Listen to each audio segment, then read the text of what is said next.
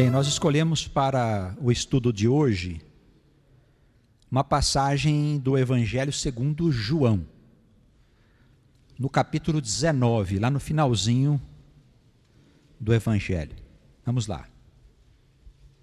Evangelho segundo João, capítulo 19. É o episódio em que Jesus já está preso, está diante de Pilatos.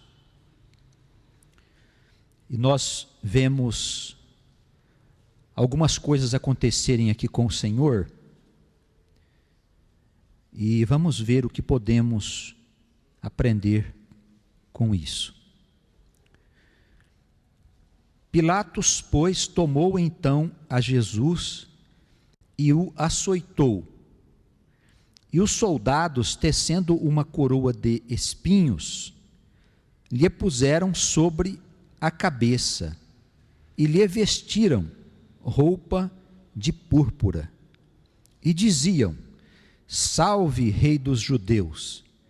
E davam-lhe bofetadas. Então Pilatos saiu outra vez para fora e disse-lhes: Eis aqui vos trago fora, para que saibais que não acho nele crime algum. E saiu, pois, Jesus para fora, levando a coroa de espinhos e a roupa de púrpura. E disse-lhes Pilatos: Eis aqui o homem.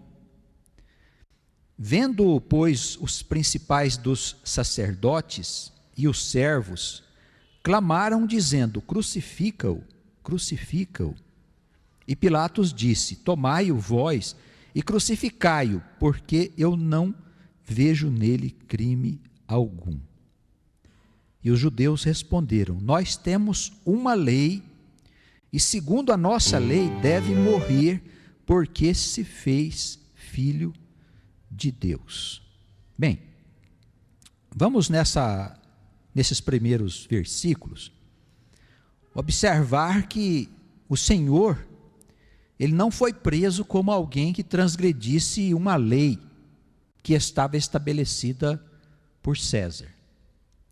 Ele havia ferido, segundo os judeus, as leis do judaísmo, e por isso ele foi perseguido e entregue à autoridade. E a gente vê aqui nesse texto que os soldados, eles abusavam dos prisioneiros, faziam com eles o que eles queriam. E com o Senhor não foi por menos. Fizeram lá uma coroa de espinhos, colocaram na sua cabeça e vestiram nele uma roupa de púrpura. E davam-lhe bofetadas, né? Espancavam o Senhor, davam socos no Senhor. Veja como, mesmo Jesus sendo o Filho de Deus, vamos dizer no seu sentido teológico, sendo aquele escolhido especialmente para salvar esse mundo, ele se sujeitou a muitas humilhações.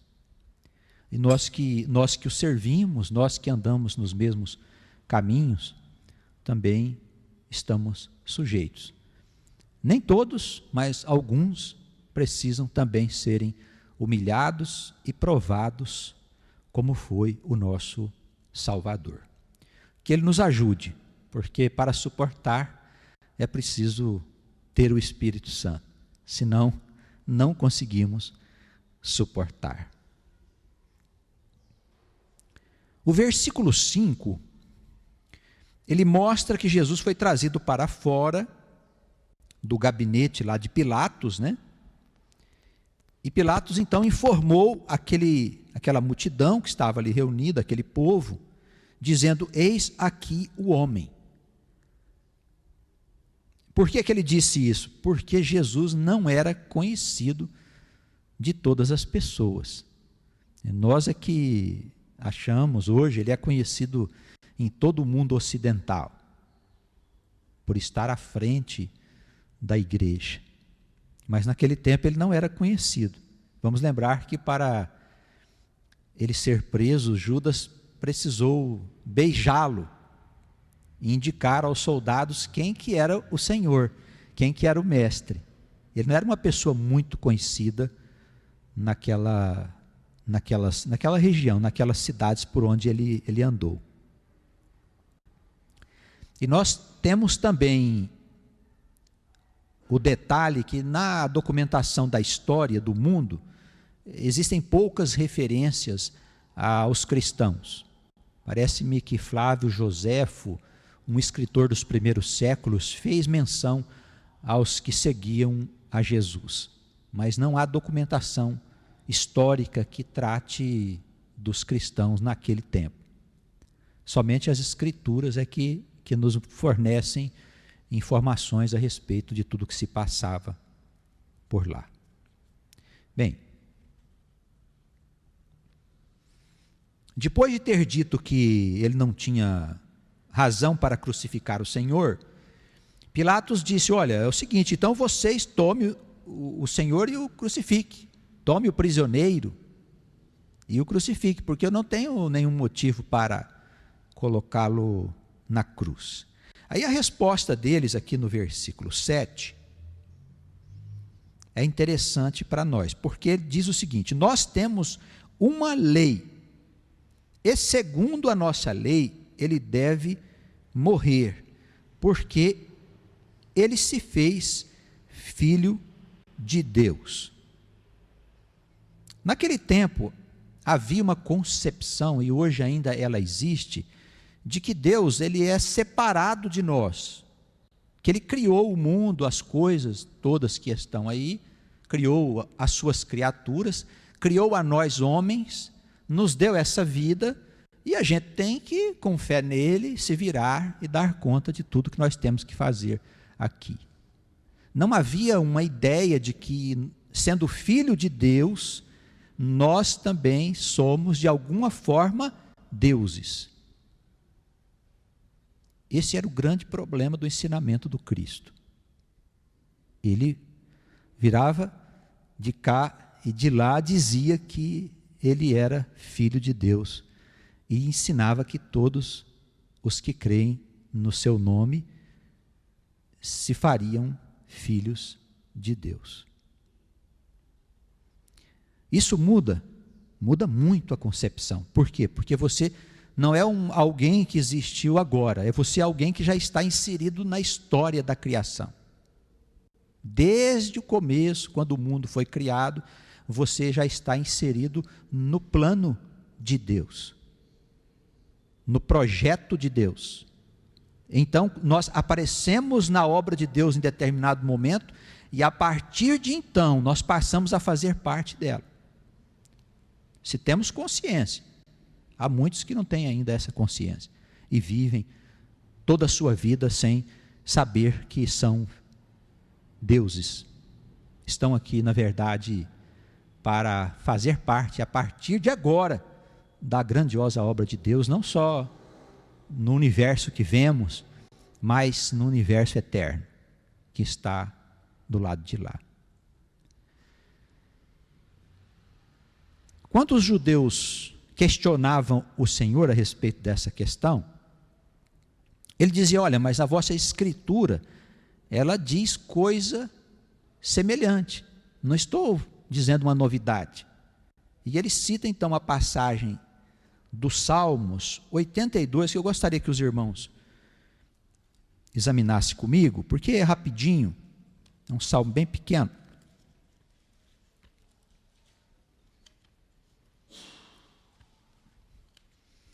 Salmos 82, eu peço à igreja, por favor, para abrir a sua escritura, os irmãos que estão nos assistindo também e nos ouvindo.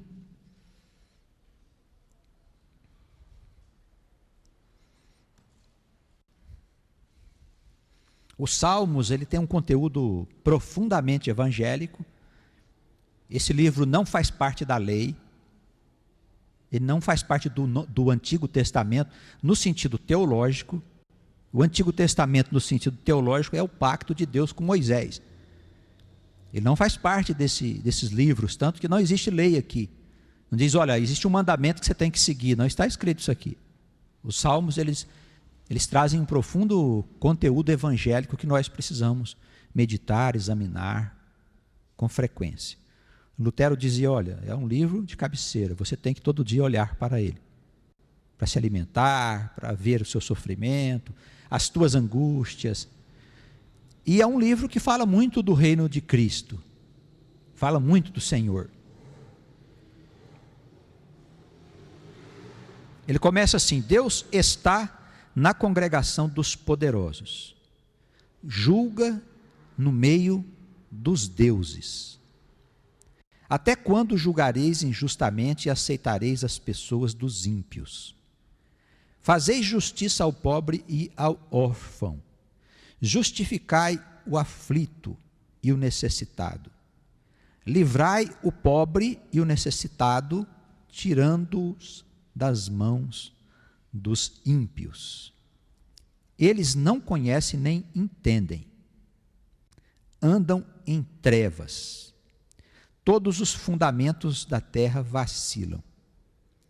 Eu disse: vós sois deuses e todos vós filhos do Altíssimo. Todavia morrereis como homens e caireis como qualquer dos príncipes. Levanta-te, ó Deus, julga a terra, pois tu possuis todas as nações. Olha, irmãos, aqui fica muito claro para nós, quando ele diz que nós somos filhos dele, e que ele nos fará como filhos dele, imortais, eternos. Tendo conhecido a Jesus, recebemos essa cidadania. E a partir de então, se nós recebemos mesmo o amor de Cristo, nós passamos a viver em amor. A palavra, ela diz, olha, até quando vocês vão conviver com gente de má índole, com os ímpios, com as pessoas que vivem enterradas no pecado? Às vezes nós estamos na igreja, mas não nos importamos com as nossas companhias.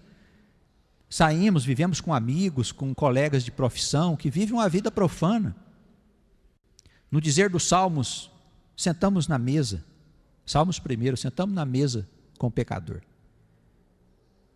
Por que nós não podemos fazer isso? Porque ele traz consigo a escuridão. Se você convida o pecador, um sujeito ímpio, de vida torta, para ir até a tua casa, ele traz com ele a escuridão com a qual ele tem comunhão.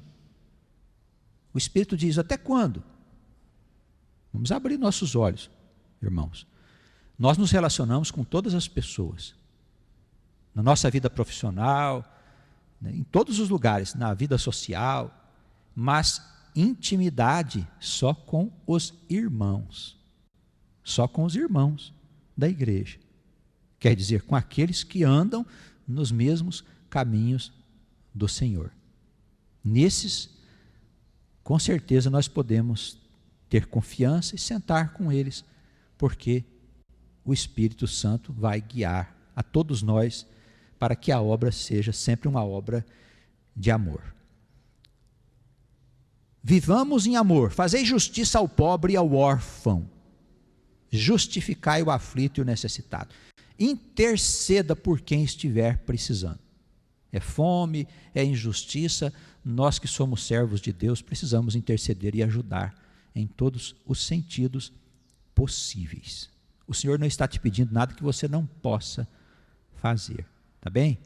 Nada que você não possa fazer, mas te pede tudo o que você pode fazer. Faça pelo pobre, pelo oprimido, pelo injustiçado, socorra sempre em nome do Senhor. Os ímpios não conhecem a verdade, nem entendem a doutrina do amor. Isso está aí no versículo 5. Eles não entendem e não conhecem, andam na escuridão. Os fundamentos da terra vacilam. O que é vacilar? É balançar. Os fundamentos do mundo hoje estão para lá de vacilantes, porque o mundo não conhece e nem entende o propósito de Deus. As multidões, os povos, nações e línguas vivem uma vida sem Deus. Eles têm os seus deuses, as suas crenças, as suas religiões, mas sem consequências práticas. Não adianta nada eu falar de amor e meu vizinho está morrendo de fome, eu não faço nada. Meu irmão está doente no hospital, eu não vou vê-lo, não vou visitá-lo. Eu vou à sua casa orar por ele, ajudar que ele enfrente a sua tribulação. Então, o que adianta eu dizer o nome do Senhor se eu não vivo nada do que o Senhor me ensina? Nada do que o Senhor pediu para que eu fizesse? O mundo tem a sua crença, as suas igrejas, suas religiões, etc. Sem dúvida.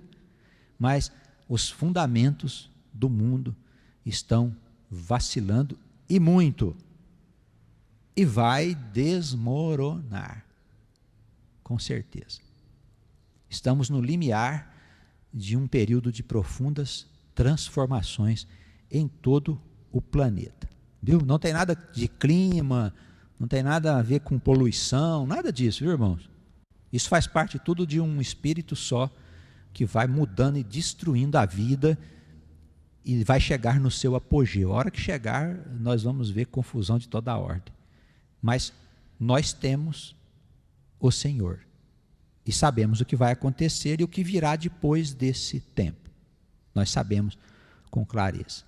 Se sabemos, não tem problema. Vamos enfrentar todas as lutas que nos forem colocadas. Os fundamentos da terra estão para lá de vacilantes. Bem, porque somos filhos de Deus, deuses, não vamos morrer diferente dos outros homens. Não, nós vamos passar pelas mesmas dificuldades. Morreremos como morrem os príncipes e qualquer outro tipo de criatura.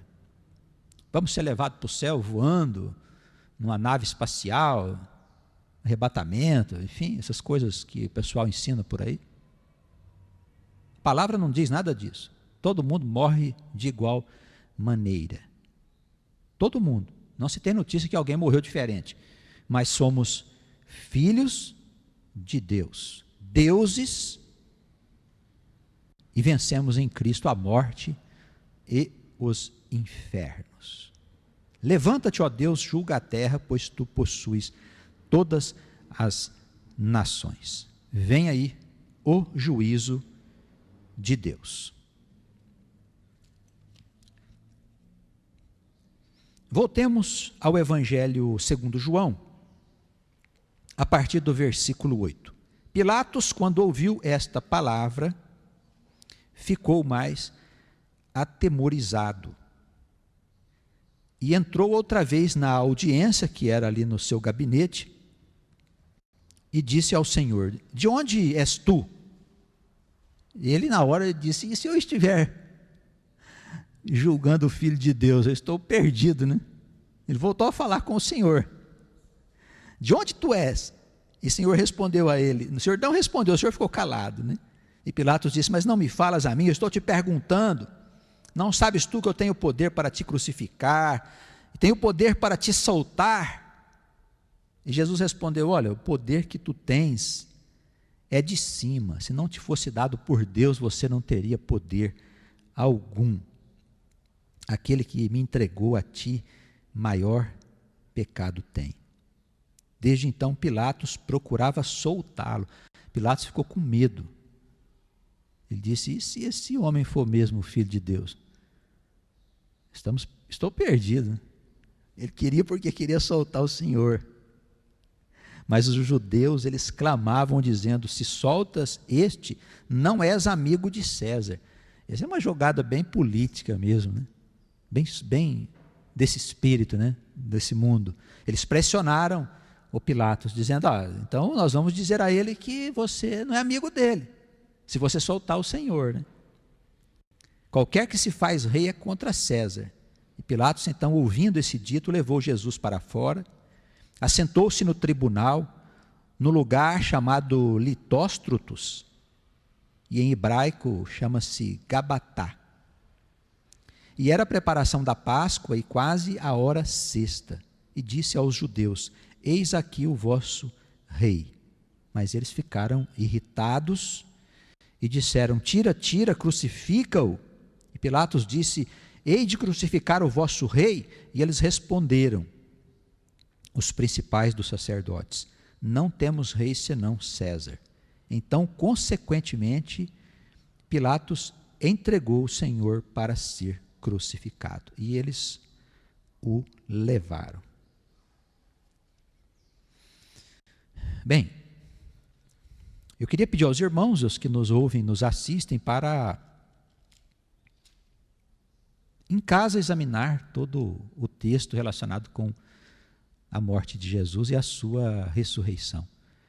É muito importante nós sabermos quem é o Senhor a quem nós servimos e quais foram os seus tormentos e a sua morte e a sua ressurreição. Porque se morrermos com Ele, do mesmo modo nós viveremos com Ele na eternidade. Amém? Pastor. No episódio da condenação de nosso Senhor Jesus Cristo, existem acusações, personagens igualmente culpados por ter levado o Senhor à morte, como Pilatos, que foi um instrumento, os fariseus, os religiosos da época, Judas, que o entregou e apresentou Jesus aos inimigos, e muitos outros. Mas algo que se destaca, e é um espírito bastante presente, o qual devemos tomar bastante cuidado, chama-se o interesse. Interesses mesquinhos, egoísticos e humanos estava no pano de fundo da condenação e crucificação de nosso Senhor Jesus Cristo. Então não farão mal mais a nós os fariseus que crucificaram a Jesus. Pilatos já não existe mais. Nem mesmo o sistema que dava tanto poder para que um governante fizesse o que bem entendesse de alguém que estava sendo acusado injustamente. Mas os interesses mesquinhos e humanos, sim, esses têm feito com que matemos a Jesus Cristo, irmãos. Porque se Jesus não é vida na nossa vida, Ele está morto. Estamos condenando Jesus quando Ele não trabalha a nosso favor e não comunica vida a nós. Por quê? Por causa dos mesmos interesses, porque não queremos que os nossos interesses sejam incomodados. Por quê?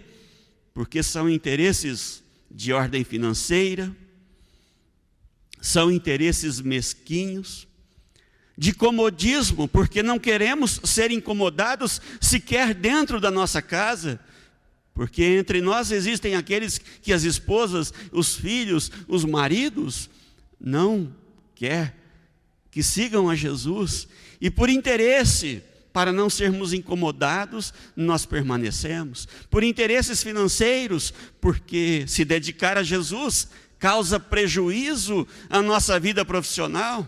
Interesse porque eu quero que eu seja ouvido, e não o que o pregador disse. Eu quero eu mostrar o que sei da palavra de Deus e me tornar importante. Importante para a sociedade, importante para a igreja, ou, infelizmente, importante para mim mesmo, porque para quem eu seria importante, se não para mim mesmo, para o meu ego, porque importância não existe no dicionário de nosso Senhor Jesus Cristo. Que Deus sim é importante porque nos fez e deu todas as coisas, mas os nossos interesses, os interesses daquele tempo que levou Jesus à morte, atravessou os séculos e está entre nós até hoje e mora no nosso coração.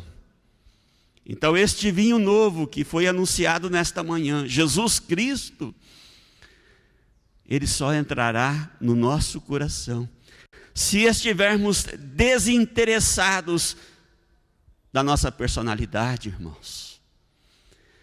Se trabalhamos e desejemos algum interesse, que seja para o nosso semelhante, para aquele que sofre, para aquele que está enfermo, para aquele que está entregue aos vícios, e sequer conhece Jesus, e chora, e não vê uma luz no fim do túnel, porque não lhe foi apresentado.